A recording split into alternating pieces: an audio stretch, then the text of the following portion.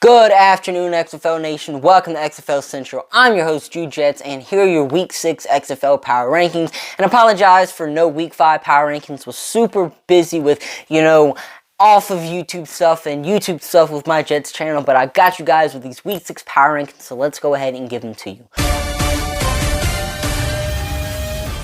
Coming in at 8th place, and this should come to no surprise to anybody, we have the Orlando Guardians. They have lost their 5th straight game, and they were really close to getting a win once again, but they weren't able to pull it out in the end. But as the weeks are starting to come along, you can see the Guardians starting to piece things together. It's just not there yet, but it seems like they finally have solved their quarterback problem. Quinton Dormady gave a fantastic performance, and this was his first game action after being reinstated by the XFL. If you don't know what happened with Quinton, he was allegedly giving plays to other teams, but that didn't happen, so the XFL had to suspend him, reinstate him, but now he's back and playing better than ever, so hopefully he can keep up that quarterback play, because if so, the Guardians got themselves a QB. Coming in at the 7th place, we had the Vegas Vipers, and they gave a, good performance. They were able to get themselves a win. Their defense definitely is a lot more flawed than I thought. First 2 weeks of the season, I was like, they got themselves a good defense, but after that, they just completely fell off. But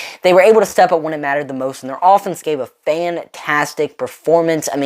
Throughout the entire season, they've just been in shootout fashion, but their offense hasn't been able to be the best offense on, the field. But this week, they were able to be the best offense, got themselves a win, and could potentially make themselves a late season playoff push. In 6th place, we had the San Antonio Brahmas, and it was a very piss-poor performance by their offense. And granted, it was against the Arlington Renegades, who have the best defense in the XFL, but nonetheless, their offense couldn't do anything with Jack Cohn at quarterback. I'm not going to say it was a piss-poor performance, because whenever Reed Sinnett was in there, their offense was actually doing good. They scored all 10 of their points in the first half with Reed Sinnett at quarterback, but he injured himself late in the first half, came out of the locker room in half number 2 wearing crutches, and that was the end of his performance in that game. Jack Cohn comes in and plays absolutely terrible, and their defense didn't give a bad performance, but they couldn't step up when it mattered the most. The Arlington Renegades, who have the worst offense in the XFL, scored a 99-yard touchdown drive. The worst offense in the XFL had the longest scoring touchdown drive this season against the Brahmas. And on top of that, the Brahmas also let the St. Louis Battlehawks come back from like a 15-point lead or a 12-point lead week 1 of the season. Their defense isn't terrible, it's just they don't step up when the Brahmas need them to, and that's never going to win you games. And so far it hasn't, with the Brahmas only winning 1 game so far this season. But coming in 5th place, we have the team that beat them, the Arlington Renegades. And funny thing about the Renegades and the Brahmas, the two play each other back-to-back weeks, which never happens ever in professional football or in college football, high school. You don't play teams twice a year in college football or high school football. I don't know why I said that, but in professional football, never happens, but it's happening in the XFL, and I absolutely love it. The Renegades offense once again gave another bad performance, and at this point, you're expecting it from them, but at least they were able to step up, scoring a 99-yard touchdown drive, which helped them win the game. And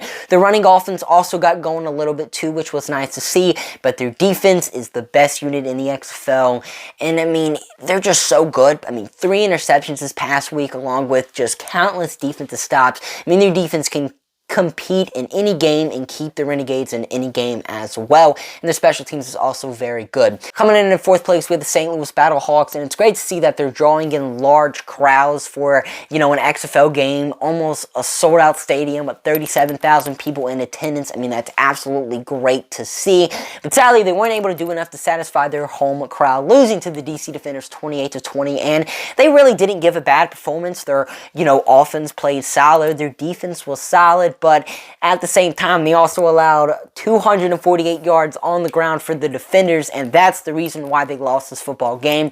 But despite giving up that much yards on the ground, they were able to compete in this game, and this team just plays with a whole lot of heart. They're going to make every game come down to the wire, but sadly, they weren't able to make this game go down to the wire. They weren't able to win in dramatic fashion this week. In third place, we have the Seattle Sea Dragons, and for the past 3 weeks, this team has been on absolute fire. I said at the beginning of the season, their offense is not one to be messed around with just because they have so much talent on that offense, and sure enough, their offense gave another fantastic performance, and they have the best unit in the XFL.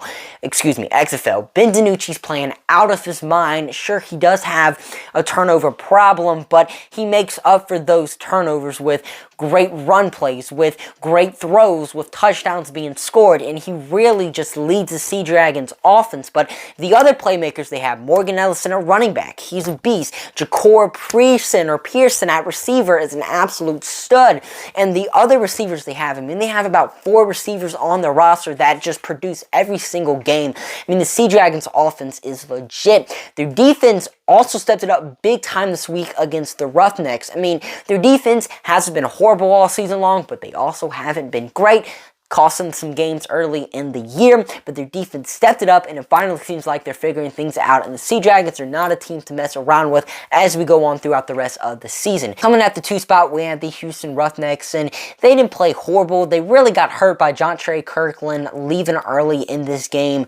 Kirkland was their stud receiver, their superstar receiver, but earlier in the year, I praised the Roughnecks for having a roster or having an offense that had players that steps up each and every week. Like, it felt like every week they would have a different receiver or a different running back making plays. But ever since Jontre Kirkland took this bigger role in the offense, those guys haven't been stepping up as much, and that definitely hurt them a lot this week without Kirkland. But their defense didn't give a horrible performance, but whenever you're going up against the Sea Dragons, you know your defense is not going to play as good as it normally does, and sure enough, the Roughnecks defense didn't play as good. And if you're a Roughnecks fan, I wouldn't sweat this. It's very hard to be an undefeated team in any sports league, whether it be bitty basketball, the NFL, and even the XFL. Super hard to be undefeated, and you know you're going to lose at least one, but at least you have yourself a well-rounded team.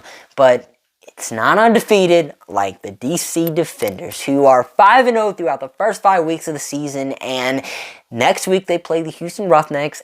Can't wait to watch that game. It's on a Monday night. It's a primetime game. Gonna be awesome. But they are number 1 with a 5-0 record. Their running game is off the charts insane. Abraham Smith with 218 yards on the ground and 3 touchdowns. 3 rushing touchdowns. Absolutely insane. And Jordan Ta'amu also was starting to step it up as well. Sure, their passing game hasn't been the reason they're winning, but he's been able to deliver when they need him to through the passing game, which he wasn't doing early in the season. But whenever they rarely pass it, he delivers, and their offense is just firing at all cylinders, and their defense also is another well-rounded group. They're not the best unit in the XFL, but they make plays when they need them to. Michael Joseph is one hell of a cornerback, and they just overall got themselves a great team, and they are number 1 in my Week 6 XFL Power Rankings. But did you guys enjoy the video? Do you disagree with the video? Do you agree with my rankings? Let me know down below. But I'm your host, Stuart, signing off for now. See you guys later. Peace.